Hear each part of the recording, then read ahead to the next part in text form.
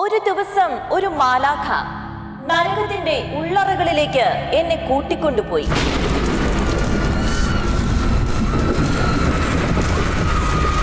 കഠിനമായ വേദനകളുടെയും ദണ്ഡനങ്ങളുടെയും സ്ഥലമായിരുന്നു അത്.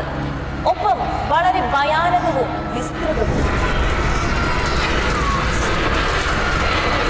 ഒന്നാമതായി, ദൈവത്തെ തീർത്തും നഷ്ടപ്പെട്ട ഒരവസ്ഥ ആത്മാവ് അവിടെ അനുഭവിക്കുന്നു.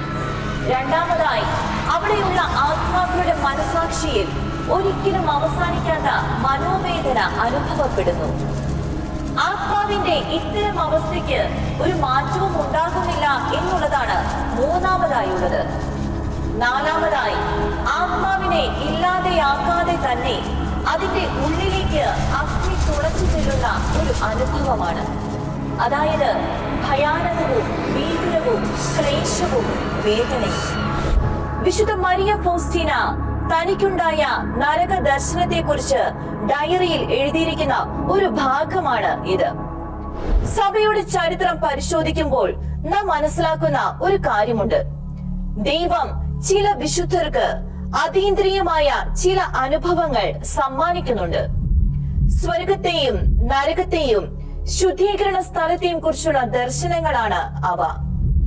സ്വർഗത്തെക്കുറിച്ചും നരകത്തെക്കുറിച്ചുമുള്ള കേവലം ജിജ്ഞാസയ്ക്ക് ശമനമുണ്ടാക്കുക എന്നതല്ല, മറിച്ച് ആത്മാക്കളുടെ രക്ഷയ്ക്ക് വേണ്ടിയും പാപങ്ങളെ പ്രതി പശ്ചാത്തപിക്കുന്നതിന് വേണ്ടിയുമാണ് ദൈവം ഇത്തരത്തിലുള്ള ദർശനങ്ങൾ നൽകിയിരിക്കുന്നത്. ആത്മാക്കളെ ഉണർത്തുക, പ്രത്യാശ നിറയ്ക്കുക, ശാശ്വതമായ സത്യത്തെയും നിത്യരക്ഷയും കുറിച്ച് ബോധ്യമുള്ളവരാക്കി തീർക്കുക. അതിനുവേണ്ടിയാണ് മിസ്റ്റിക് അനുഭവങ്ങൾ ദൈവം വിശുദ്ധർക്ക് സമ്മാനിക്കുന്നത്. മിസ്റ്റിക് അനുഭവങ്ങളിലൂടെ കടന്നുപോയ പുണ്യ ജീവിതങ്ങളിൽ പ്രമുഖയാണ് വിശുദ്ധ ഫൗസ്റ്റീന. ഫൗസ്റ്റീനയുടെ ഡയറി കുറിപ്പുകളിൽ സ്വർഗത്തെയും നരകത്തെയും ശുദ്ധീകരണ സ്ഥലത്തെയും കുറിച്ചുള്ള നിരവധി വിവരണങ്ങളാണുള്ളത്.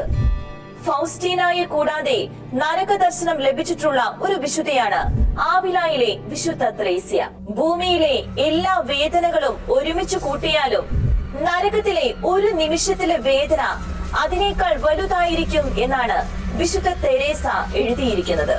നരകത്തിലെ വേദന ശരീരത്തിലല്ല ആത്മാവിലാണ് എന്നും ദൈവം ഇല്ലാത്തിടത്ത് പ്രതീക്ഷ ഇല്ലെന്നും ആവിലായിലെ വിശുദ്ധ തെരേസ പറയുന്നു. നരകത്തെക്കുറിച്ച് വിശുദ്ധർ നൽകിയ ദർശനങ്ങൾ നിത്യതയെ സ്നേഹിക്കാനും ഓരോ നിമിഷവും പ്രാർത്ഥിക്കാനും നമ്മെ സഹായിക്കട്ടെ.